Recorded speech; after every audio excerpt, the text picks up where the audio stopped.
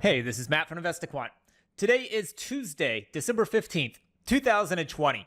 This morning we saw the markets gap up across the board.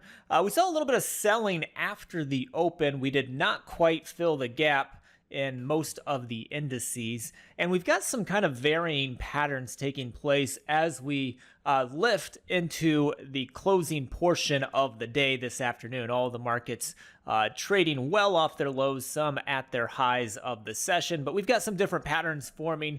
We've got inside days taking place in two of the instruments. So the S&P, which is this top chart up here on the left, is currently an inside day, meaning that the high of the current session is less than the prior day high, which is up here.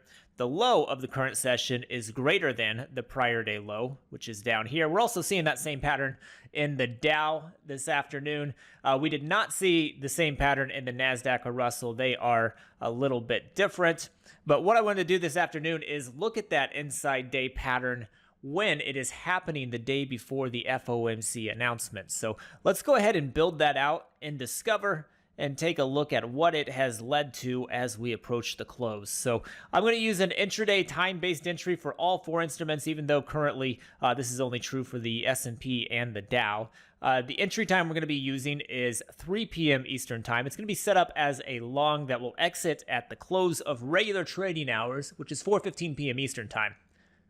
Now, to create the inside day pattern, I come into the post-open filters library here, and I need to say that the low of the current session is above the prior day low. So I just go to this intraday low versus daily levels, and I hit the minus sign next to less than prior day low. That will mean that the intraday low is not less than the prior day low.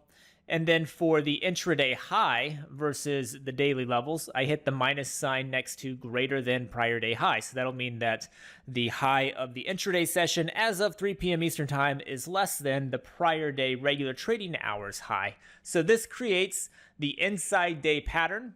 Next, I want to go into the market events section and say that it is the day before FOMC announcement. So I've got that right here in the active today section. It comes from our day before market events library. We've got about 25 different things to look at here in the market events. If you haven't seen this before, this is where all the higher tiered market events are that take place on a day-to-day basis within the market. So we've got all kinds of different things to look at, but we do have the day before as well as the day after the events for all of these higher tier reports and events like options expiration. So all kinds of cool stuff to test within this market events section.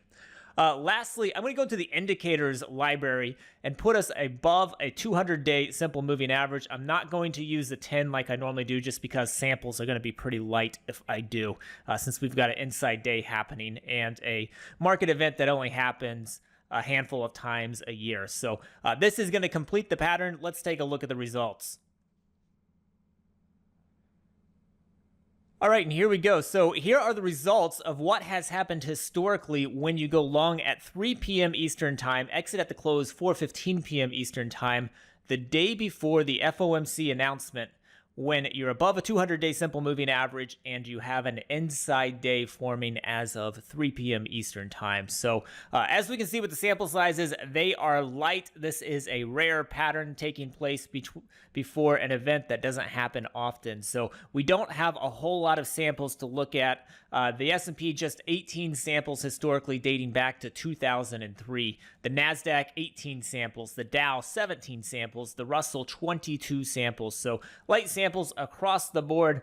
Win rates on them, 3 of the 4 are mildly favored. One of them's more neutral, and that being the Dow at 47%. But we've got the S&P coming in 61%, the NASDAQ 56%, the Russell 64%, and then the Dow here the weakest at 47%. So pretty mild numbers there across the board. And then we've got average win to average loss numbers here. Average win just a touch bigger than the average loss for the S&P. Average loss larger than the average win for the NASDAQ.